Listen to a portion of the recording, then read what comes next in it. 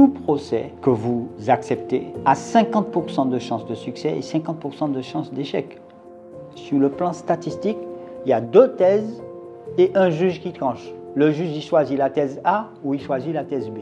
En termes statistiques, c'est 50%.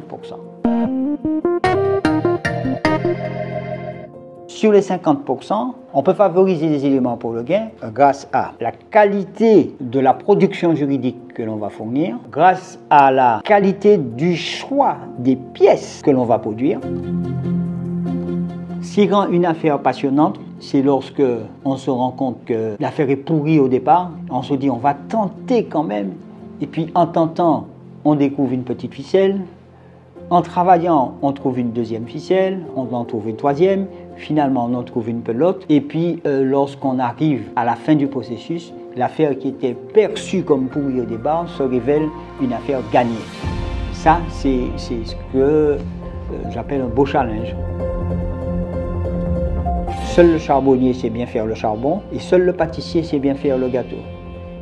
Un avocat qui a un certain nombre d'années d'expérience, dès la première analyse du dossier, il a une vision et il est mieux à même de poser son diagnostic et de définir une stratégie, soit pour limiter la casse ou pour apporter le gain.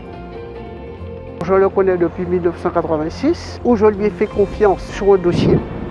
Et jusqu'ici, je suis très satisfait de son travail, parce que c'est un homme droit, intègre, et qui sait écouter l'autre. C'est un homme qui aime tellement son métier, qui est tellement prévoyant dans son métier. Il est président de l'association IDHM. C'est pour défendre l'humain et sa position et sa situation. Ce qui fait justement la qualité d'un avocat, c'est celui qui, excusez-moi de dire, a de la bouteille, ça veut dire que qu'il a quand même de l'expérience, et puis celui aussi qui a de l'empathie vis-à-vis de son client, qui prend fait et cause pour son client. Moi, ce que j'apprécie surtout chez lui, c'est qu'il est capable de dire non. Selon son expression d'ailleurs, le diable se cache dans les détails. On n'a pas créé la profession d'avocat pour défendre des hommes justes et des hommes qui n'ont rien à se reprocher. La profession d'avocat, c'est pour défendre tous, les innocents comme les coupables. Pourquoi? Parce que dans un état de droit, la justice doit s'exercer après que la défense se soit exercée.